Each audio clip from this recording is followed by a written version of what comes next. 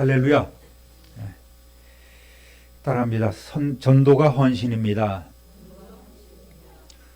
여러분이 잘 알고 계신 어느 교회 권사님도 몇 번 당신의 경험을 통해서 선교가 헌신이다라는 그런 유명한 말씀을 하셨습니다. 제가 뭐 꼭 동방 권사님이라고 말씀은 안 드립니다만은 이 여행 가면 참 좋아요. 특별히 패키지 여행 가면은 얼마나 편하고 좋습니까? 먹여주고 채워주고 일어나라 하면 일어나고 모이라 하면 모으고 먹으라면 먹고 타라면 타고 내리라면 내리고 둘러보라면 둘러보고 그것이 패키지 여행인 거예요. 우리 인생도 그랬으면 참 좋을 것 같아요. 근데 그렇지 못한 것이 우리의 삶 아니겠습니까?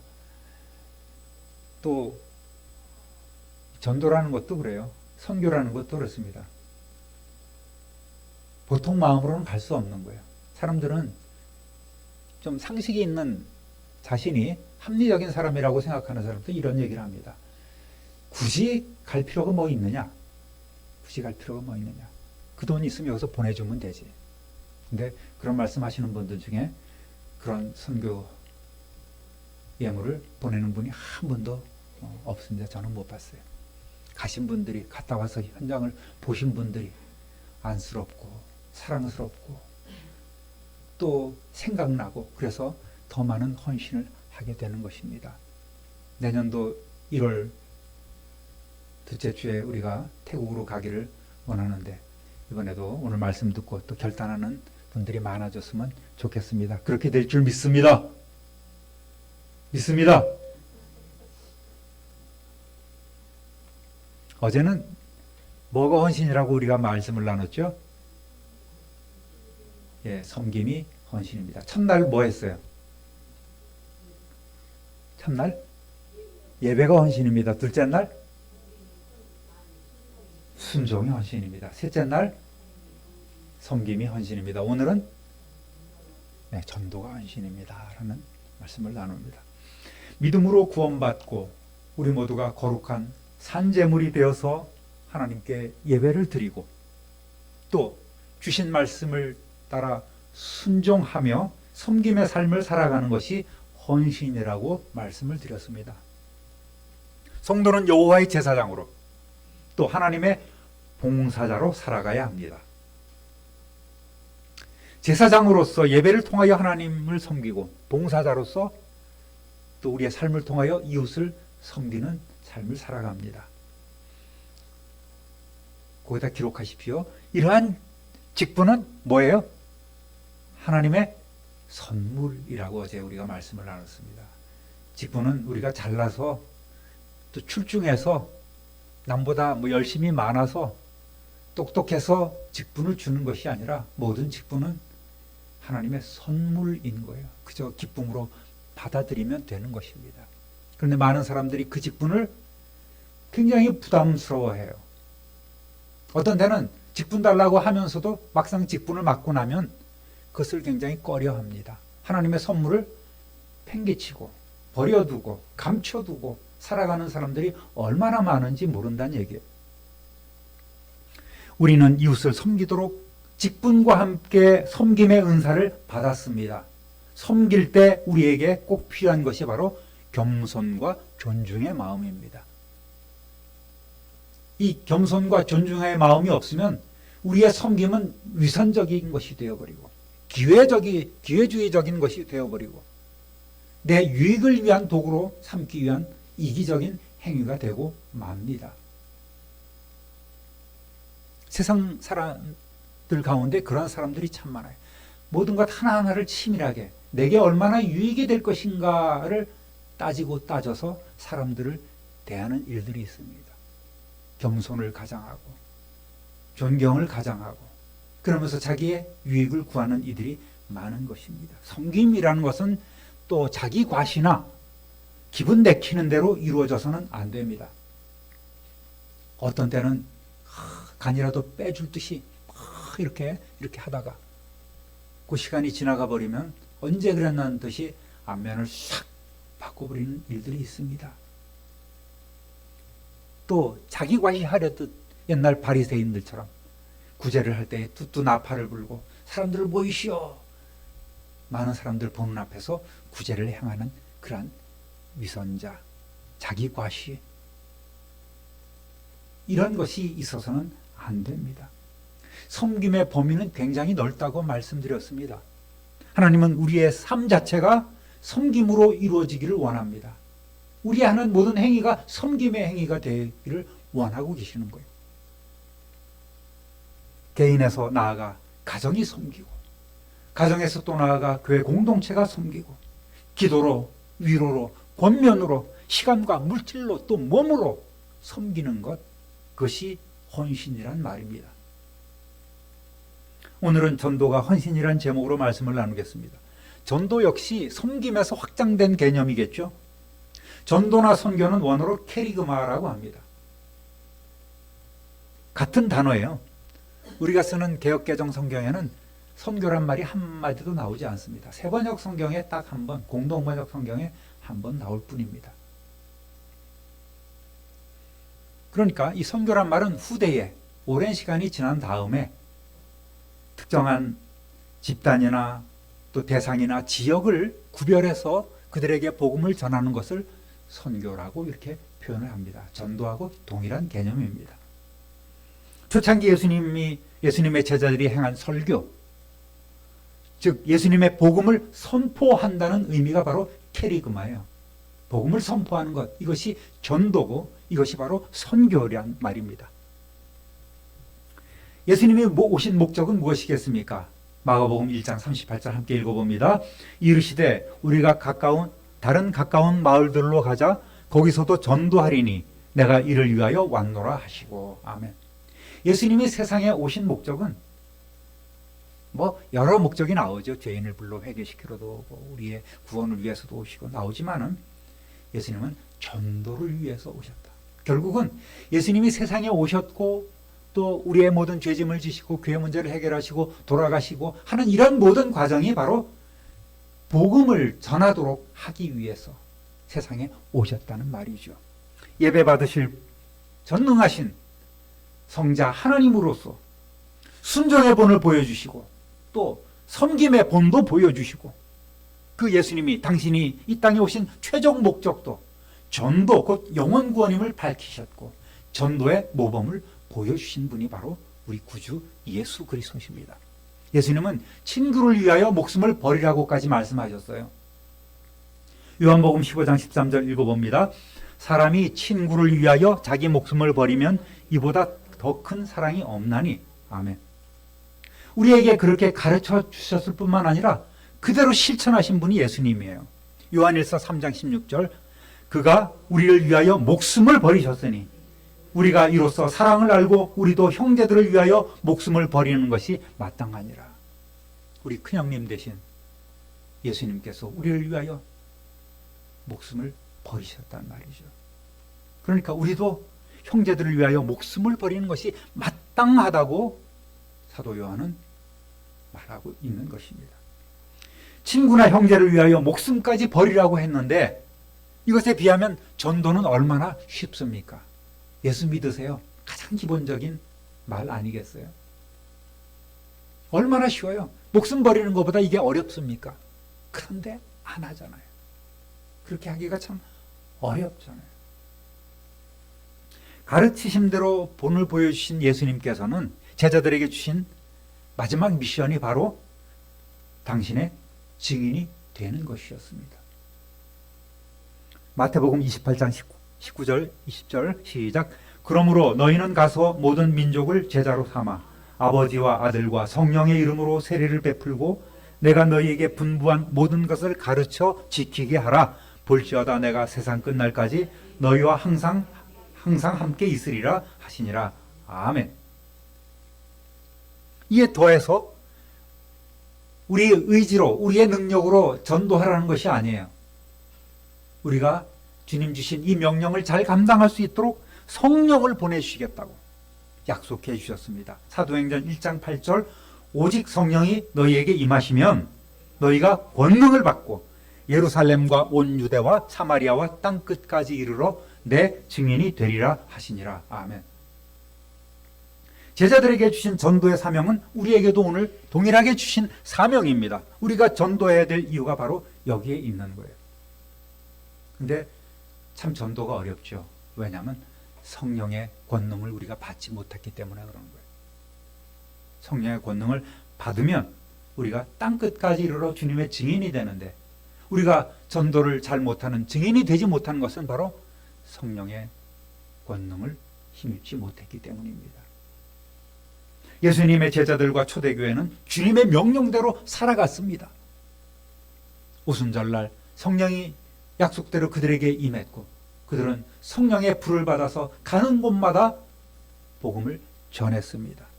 사도행전 5장 42절 시작. 그들이 날마다 성전에 있든지 집에 있든지 예수는 그리스도라고 가르치기와 전도하기를 그치지 아니하니라. 아멘. 성전에 있든지 또는 어디에 있든지 집에 있든지 예수는 그리스도라고 가르치기와 전도하기를 그치지 아니하니라. 오고 가면서 전도하고, 집에서도 자녀들 또 하인들이 있으면, 종들이 있으면 그들에게 복음을 전하는 것이 그들의 일상생활이었단 말입니다. 그 후에 오늘까지 교회의 최대 사명은 바로 전도, 선교하는 거예요. 우리 참빛누리 교회의 최대 사명도 전도하는 것 아니겠습니까? 수많은 사람들이 지금도 잘못된 길을 달려가고 있어요. 성경은 그 길을 넓은 길, 넓은 문이라고 표현하고 있습니다. 마태복음 7장 13절 14절 읽어보겠습니다. 좁은 문으로 들어가라. 멸망으로 인도하는 문은 크고 그 길이 넓어 그리로 들어가는 자가 많고, 생명으로 인도하는 문은 좁고 길이 협착하여 찾는 자가 적음이라. 넓은 길 가려고 하지, 좋은 길 가려고 하지, 험한 길, 좁은 길, 좁은 문 가려 하는 사람이 세상에 얼마나 있겠습니까? 잘못된 길을 걸어가는 사람들은 길이요 진리요 생명이신 예수 그리스도를 따르려 하지 않고, 구원의 문인 예수 그리스도를 통하여 나아가지 않고 대세를 따른다던가, 많은 사람들이 걸어간 이 길이 진짜겠지, 아이 뭐 남들 다 가는데 뭐 하고 그 길을 주저함 없이 따라갑니다. 또 속된 말로 안전빵을 택해요. 남들 다 가는 그 넓은 길을 가는 자들이에요. 그러나 그 길은 어떠한 길입니까? 멸망의 길이고 그 문이 멸망의 문이라는 거예요. 하나님께서는 한 사람이라도 길을 잃어 멸망당하는 것을 원치 않으십니다. 어떤 이들은 예수님이 다시 오신다고 한 지가 2000년이 지났는데 아직까지 안 오시는 거 보면 뭔가 잘못된 것 아니야. 예수님 제자 시대부터 그런 얘기가 있었어요. 왜 주님이 빨리 안 오시냐? 왜 더디 오시냐? 난리를 폈습니다. 베드로후서 3장 9절 함께 읽어보겠습니다. 어떤 이들이 생각하는 것과 같이 주님께서는 약속을 더디 지키시는 것이 아닙니다. 도리어 여러분을 위하여 오래 참으시는 것입니다. 하나님께서는 아무도 멸망하지 않고 모두 회개하는 데에 이르기를 바라십니다. 새번역 성경으로 우리가 읽어봤습니다. 이 앞에 이거 껐죠, 마이크. 하나님께서는 바로 먼저 구원받은 우리를 통하여 길 잃은 사람들을 영원한 생명의 길로 인도하기를 원하고 계십니다. 그렇다면 전도자는 어떤 마음가짐을 가져야 할까요? 천하보다 더 귀한, 하지만 아직 주님을 믿지 않는 이웃의 영혼을 위해 사랑의 마음을 품고 그들을 위해 기도하며 복음을 전해야 합니다. 교회에서 하자고 하니까, 목사가 하자고 하니까 마지 못해서 하는 일이 아니란 말입니다. 전도 대상자를 위해서 기도하고 끊임없이 관심을 갖게 된다면 그 영혼이 구원받지 못한 채 지옥 가는 것을 결코 참아볼 수 없게 될 것입니다. 더구나 그 대상이 내 가족, 내 부모, 남편, 아내, 형제, 사랑하는 자녀들이라면 두말할 필요가 없겠죠. 그들이 지옥 가는데 에이 언젠가는 뭐 되겠지, 그런 마음으로 앉아있을 사람이 어디 있겠냐는 말입니다. 전도를 위해서는 사랑이라는 단어도 굉장히 소중한 단어이지만 우리가 사랑하니까 이웃을 사랑하라 너무나 많이 들으니까 하나의 그 수식어로 수사로 꾸미는 말로 생각할 경우가 참으로 많이 있습니다. 그래서 전도를 위해서는 우리는 긍휼이라는 단어가 더 적절한 것 같아요. 원어로 스플랑크몬이라고 해요. 이건 무슨 의미냐면 창자가 끊어질 듯한 애틋한 마음, 병이 날 정도로 깊은 동정심, 불쌍해서 못 견디는 마음, 이것이 바로 이 긍휼이라는 단어 아니겠습니까? 자식이 지옥 간다는데, 남편이 지옥 간다는데, 내 아버지, 내 어머니가 지옥 간다는데 왜 그렇게 관심 밖으로 살아가고 있는지.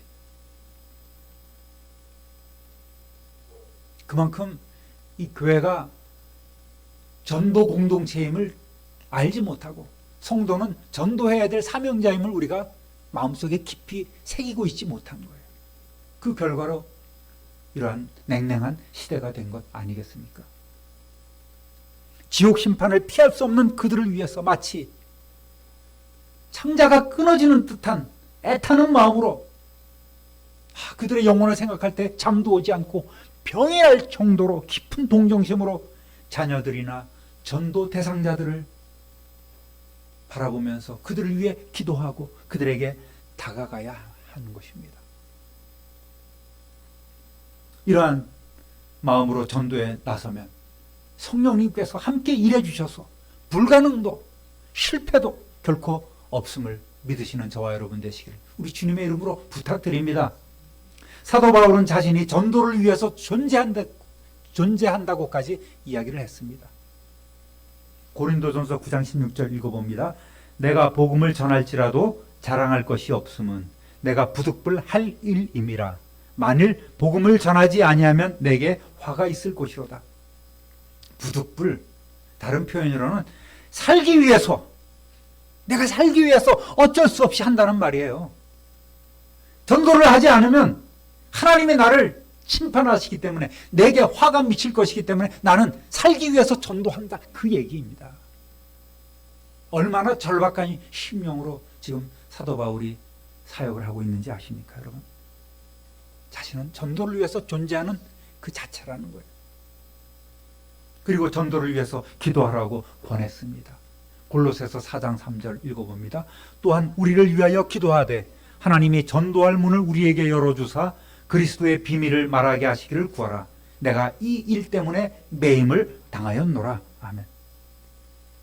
하나님, 전도의 문을 열어주옵소서. 그런 기도가 우리에게 필요한 거예요. 주님, 성령으로 능력을 주셔서 하나님, 예수 그리스도의 그 비밀을 저들에게 선포하게 하여 주옵소서. 그런 권세를 우리에게 허락하여 주옵소서. 이렇게 우리는 기도해야 됩니다. 이 일로 사도 바울은 자기가 매여 있다 고백한 것 아니겠습니까? 고린도전서 4장 15절 있습니다. 그리스도 안에서 일만 스승이 있으되 아버지는 많지 아니하니 그리스도 예수 안에서 내가 복음으로써 너희를 낳았음이라. 바울이 이 정도로 자랑을 하고 있어요. 복음으로 내가 너희를 낳았다 얘기를 하고 있습니다.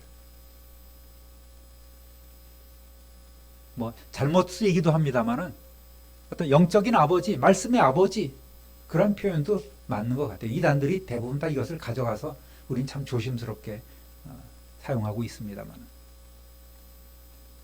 성도 여러분, 생명을 구하는 일을 미뤄서야 되겠습니까? 미루면 안 되는 거예요. 복음을 전하는 일이 꼭 말로만 이루어지는 건 아니에요. 정말 우리가 전도하려는 마음을 먹으면 즉각 여러분 가까이 열매 맺을 수 있는 그 영혼이 예비되어 있음을 깨닫게 되는 거예요. 아, 저 사람 예수 믿으면 참 좋겠다. 그리고 그 사람을 주님 품으로 초청하면 되는 거예요. 벌써 10년도 넘었어요. 어느 교회 권사님이 저를 만나서 그래요. 전도를 많이 열심히 하신 분인데, 그때 당시 아유 목사님, 전도 한 사람 하려면요 50만 원 이상 드는 것 같아요. 10여 년 전에 50만 원이 지금 얼마 될지 모르겠습니다. 그 정도로 말로 예수 믿으세요 하면은 예, 믿겠습니다 하고 따라하면 얼마나 좋겠어요. 하다못해 뭐 마스크 건빵이라도 하나 나눠줘야지 전도지를 받는다니까요.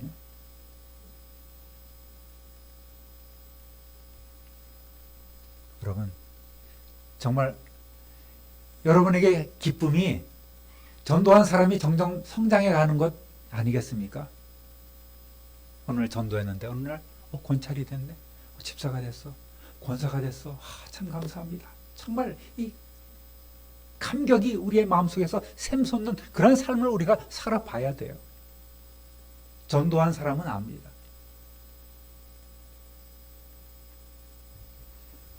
이렇게 생각하면 전도가 참 쉬운 것 같아요. 그런데 이렇게 쉬운 것을 잘하는 성도가 있는 반면에 못하는 성도가 대부분. 예수의 예자도 꺼내지 못하고 그죠? 그냥 두루뭉실 섞여서 살아가는, 흘러가는 이들이 참 많다는 것입니다. 전도를 어떻게 해야 할까요? 먼저 태신자를 품어야 되지 않겠습니까? 뭐 우리 원로 목사님도 가끔 자주 쓰는 예화이기도 합니다만은, 어떤 사람이 맨날 하나님 로또 당첨되게 해주세요 기도했다잖아요. 로또 당첨되려면 어떻게 해야 돼요? 예? 로또를 사야 되는 거 아니에요? 안 사고 맨날 로또 당첨되게 해달라고. 로또는 안 맞아서 로또야. 안 맞으니까 로또인 거예요.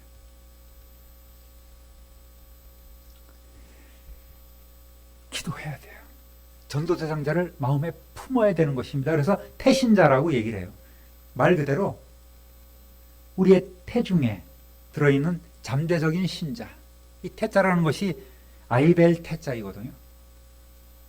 그러니까 이 태중에 들어있는 잠재적인 신자, 즉 구원을 목적으로 전도자가 마음에 잉태한 미래의 신자를 태신자라고 이야기를 합니다. 사랑하는 가족이나 친척, 친구, 동료, 이웃 중에 아직 예수님을 믿지 않는 사람으로서 우리가 그의 구원을 위해 소원을 두고 기도하면서 전도하고자 하는 사람이면 누구나 다 나의 태신자가 되는 거예요. 여러분 얼마나 많은 태신자를 마음속에 품고 있습니까? 품지 않고 있다면 생명력이 없는 크리스찬이라고 볼 수 있는 거예요. 굳이 먼데 있는 사람을 찾는 것이 아니라 가장 가까이 있는 사람부터 내 마음속에 품지 않으면 안 되는 거예요. 사랑으로, 긍휼의 마음으로 그들을 위해서 기도하면서 품는 거예요. 남편이든 자식이든 형제든 아직 예수님을 모르거나 거부하거나 무관심한 바로 그 사람이 우리의 태신자인 거예요. 저와 여러분은 이미 오래됐으니까 저는 여러분의 태신자가 누군지 참 잘 압니다. 언제 열매를 맺을까 하는 그런 기대도 있겠지만, 그분이 진짜 마음에 품고 열심을 다해서 그 영혼을 위해서 눈물 흘려가며 기도하고 있는지 의심스러울 때도 종종 있어요. 과거에는 믿었지만 이런저런 이유로 주님을 등지고 사는 사람들이 많습니다. 요즘은 가나안 신자라고 하죠. 거꾸로 해서 안 나가 신자. 예수님은 믿지만 교회는 나가기 싫어, 교회 꼴 보기 싫어 하는 사람들도 참 많이 있습니다. 이런 사람들, 자기 핑계가 어떠한 핑계일지 모르겠지만 그러나 이들 역시 영적인 탕자와 같은 이들도 있어요. 이들을 우리가 품어야 되는 거예요. 그들 가운데 먼저 한 사람을 내 마음속에 품고 생명을 잉태시켜야 되는 거예요. 이것을 영적 임신이라고 하는 것입니다. 늘 영적 임신을 하고 또 믿음의 자녀들을 많이 낳는 저와 여러분 되시기를 우리 주님의 이름으로 축원합니다. 아멘도 아니고 이것은 도 아니고. 요즘은 결혼이 좀 늦어지다 보니까 아이가 쉽게 생기지 않잖아요. 고민하는 부부들이 많습니다. 그래서 간절히 아이 갖기를 위해서 기도하면서 시험관 아기 시술이라도 받아서 아기를 가지려고 해요. 또 어렵게 잉태한 후에도 10달이라는 적지 않는 기간 동안 태교를 하고 몸 관리를 하는 수고와 인내를 겪어야 하면서 큰 해산의 고통을 통해서 아이가 태어나는 것 아니겠습니까? 영적인 생명 역시 마찬가지예요. 우리 전도자의 영적인 태에 잉태된 그 태신자는 오랜 수고와 인내를 통해서 하나님의 자녀로 새롭게 태어나게 되는 것입니다. 그리고 아이가 태어날 때와 마찬가지로 전도자는 고통이 있었지만 큰 기쁨을 맛보게 되는 거예요. 여러분, 그 태신자를 위해서 지금부터 축복하시기를 바랍니다. 할렐루야! 우리 전도자가 태신자를 품고 기도하는 것은 마치 어미가 그 품은 자식에게 필요한 풍부한 영양을 공급하는 것과 같은 거예요. 태신자의 이름을 불러가면서 매일매일 구체적으로 기도해야 합니다. 하나님, 언제입니까? 그 영혼을 불쌍히 여겨주시고 돌아가게 하여 주옵소서. 우리 인생의 조급함을 아시는 하나님, 속히 이루어 주시기를 바랍니다. 이러한 기도가 우리에게 있어야 되는 거예요. 그럴 때 마음이 열리고 더 좋은 여건과 환경도 얻게 되고 건강도 주시는 거예요. 이것을 위해서 또 우리는 기도해야 합니다. 기도는 주님과 소통하는 통로잖아요. 또 성령의 권능을 힘입는 열쇠인 거예요. 기도하지 않으면 성령을 받을 수가 없고, 기도하지 않으면 능력을 우리가 행할 수 없는 것입니다. 전도나 선교는 그저 한두 번 하고 마는 일회성 행사가 아닌 거예요. 우리 전도대장님하고 화요일날 또 전도도 하고, 금요일날 전도단이 모여서 전도를 하고, 요즘 참 고민이 많으신 거예요. 금요일날 전도회 하려고 하면, 그래서 사람들이 모여야 하는데, 거룩한 백수들, 건강한 백수들이 많아야 되는데, 다 그래도 삶을 위해서 일을 하고 나니까 전도할 사람이 점점 없는 거예요. 그래서 토요일날 할까 하는 그런 고민도 하시는 것 같아요. 토요일이면 또 얼마나 바빠요. 결혼도 해야 되고 뭐도 해야 되고, 모처럼 가족들 만나서 또 쉬기도 해야 되고, 이래저래 어려운 일이 많은 것입니다. 자꾸만 어쩌면 사탄의 계략은 우리가 바쁘도록 하는 거예요. 정신없이 살도록 하는 것이 사탄의 계교의 하나가 아닌가 생각을 합니다. 여러분, 일회성 행사가 아니라 끊임없이 이번 주 또 다음 주 계속해서 전화하고 만나고 또 접촉하고 뭔가 손에 들려주고, 교인을 확보하는 마음이 아니라 그 영혼을 사랑하는 심정으로 그를 만나야 합니다. 부담 줘서는 안 되죠. 요즘 스며든다는 얘기를 참 많이 하잖아요.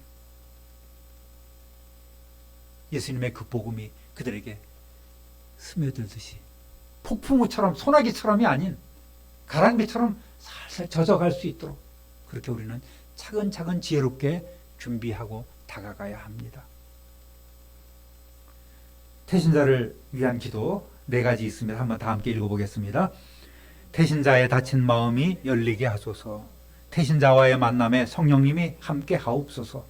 태신자들이 주님이 정한 시간에 꼭 예수님을 믿게 하옵소서. 한 사람이 한 사람을 책임지고 구원하는 영혼의 응급구조대가 되게 하소서. 아멘. 여러분, 영혼의 응급구조대원 119 대원이 되는 거예요. 한 사람이 한 사람을 책임지고 구원하는 그런 일.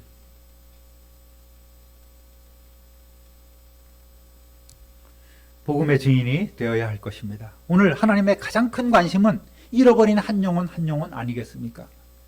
그들이 당신의 품으로 돌아올 때에 정말 기쁘게 여기시고 귀하게 여기신다는 말입니다.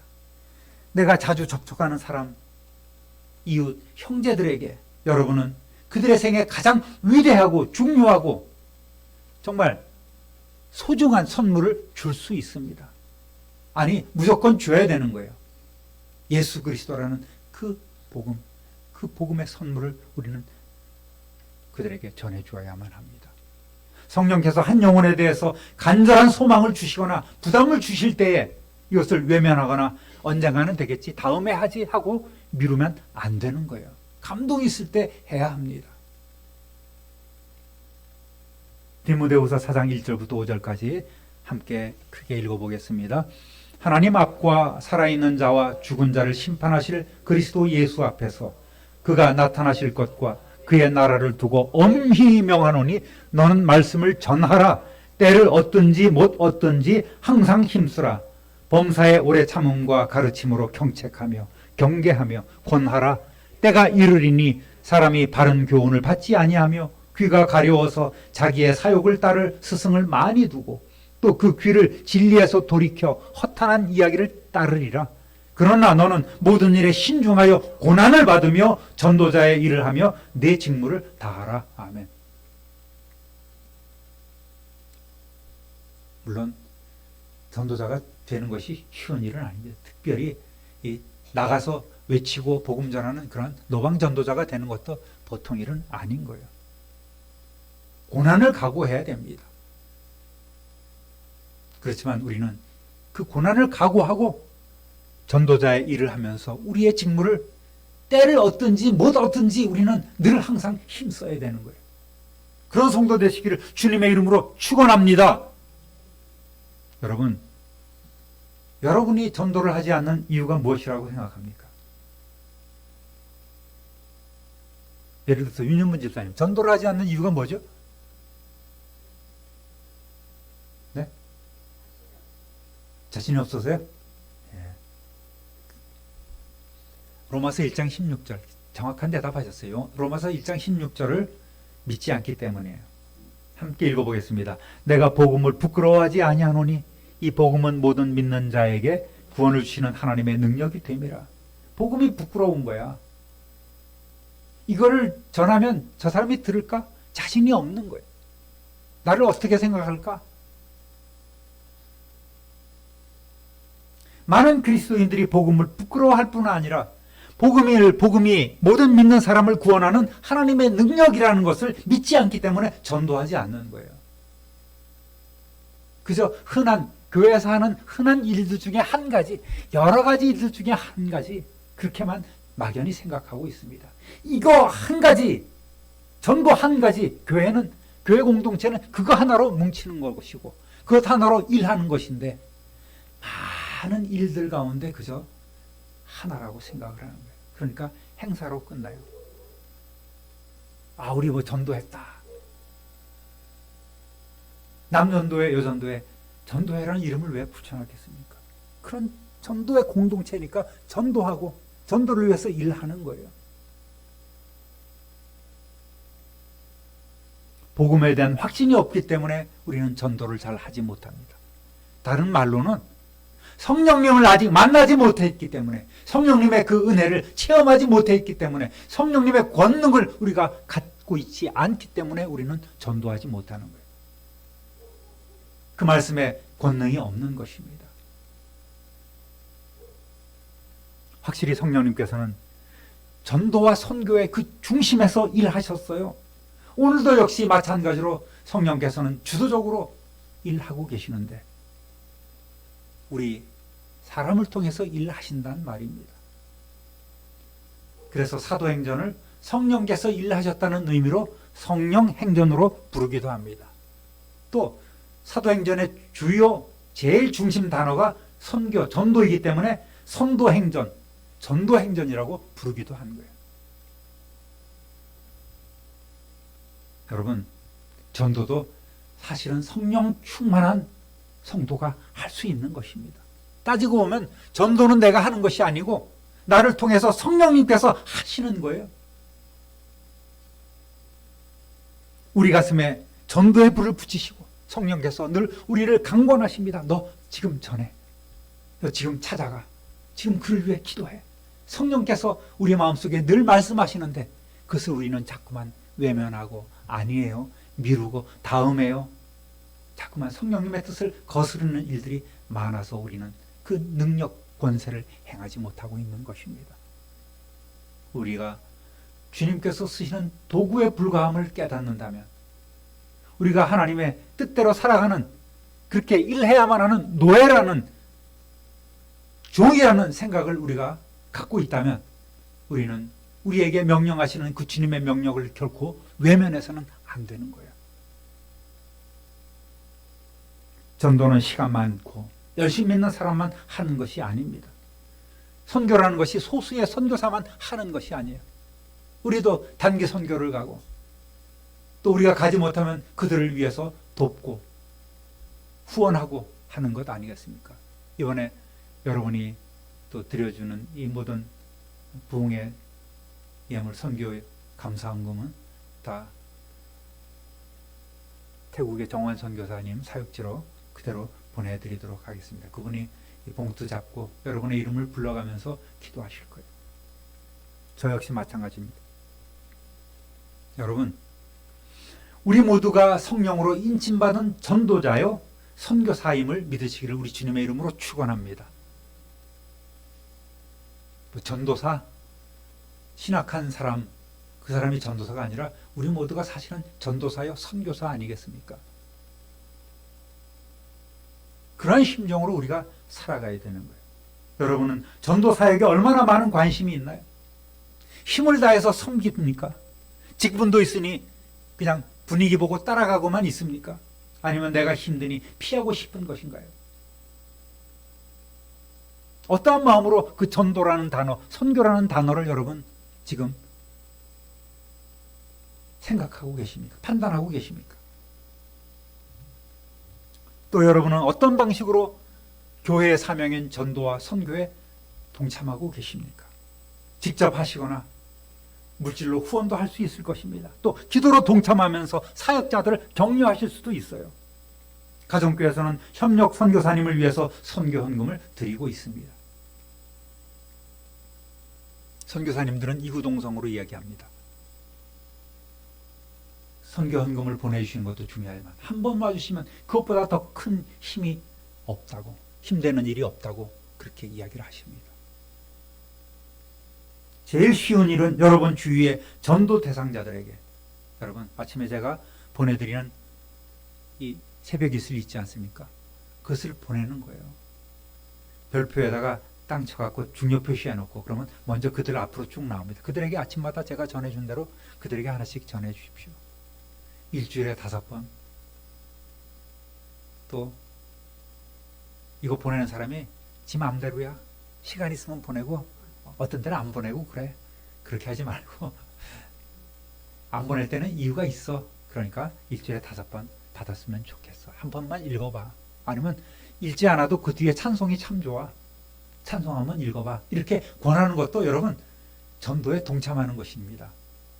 어떤 때는요 제가 보낸 것이 삥 돌아서 몇 사람 거쳐서 저한테 돌아올 때도 있어요. 누가 보낸지도 몰라고 저한테 좋은 글이라고 보낸 적도 있어요. 그때 참 뿌듯합니다.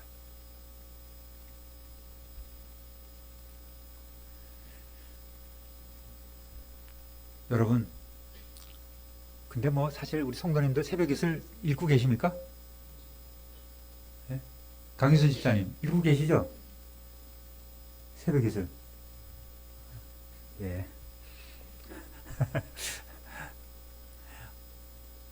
그냥 괜히 물어봤어요.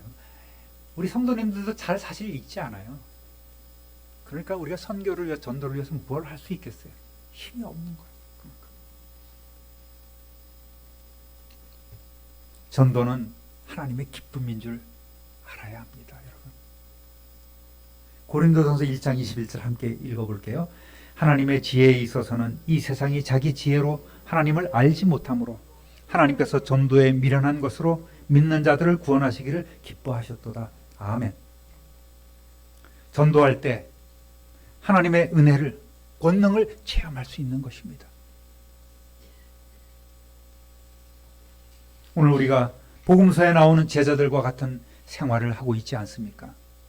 예수님을 믿고 따른다고 하면서 예배하고 찬송하고 말씀도 듣고 겉으로는 헌신하고 기도하지만 너무나 약하고 무능력한 삶을 살고 있는 것 아니겠습니까? 아직도 세상의 유혹에 흔들리고 질병이나 물질, 갖가지 문제 가운데 걱정, 근심, 염려에 사로잡힌 채 결정적인 순간에 예수님을 모른 척하면서 살아가는 우리의 모습이 아닌가요? 그러한 사람들에게 남은 것은 징계의 채찍밖에 없는 거예요. 하나님의 징계가 있는 것입니다. 일하지 않고 전도하지 않는 성도에게 돌아오는 것은 핍박으로 흩어버리는 하나님의 방법인 거예요. 예루살렘 교회가 그랬지 않습니까? 한국의 예루살렘의 평양이 그랬습니다. 일하지 않는 주위의 교회들이 그러한 시험을 당하고 있는 거예요. 흩어버리십니다. 성령 충만하여 증인된 삶을 사는 것, 이것은 주님이 우리에게 주신 유언이고 마지막 명령입니다. 은혜와 능력은 사모하는 자의 것입니다. 주십시오 하면 하나님께서 좋은 것으로 성령으로 우리에게 주신다고 약속해 주셨어요. 내 모든 걸 다 드려도 늘 부족함만 느끼고, 밤낮 불러서 찬송을 드려도 늘 아쉬움만 남는 종의 삶, 이러한 마음가짐과 자세로 예수님을 자랑하고 또 증거하고 하나님 아버지를 위해서, 하나님 아버지의 기쁨을 위해서 전도와 구원의 비전을 이루어드리는 저와 여러분 되시기를 우리 구주 예수 그리스도의 이름으로 축원합니다. 축원합니다. 축원합니다.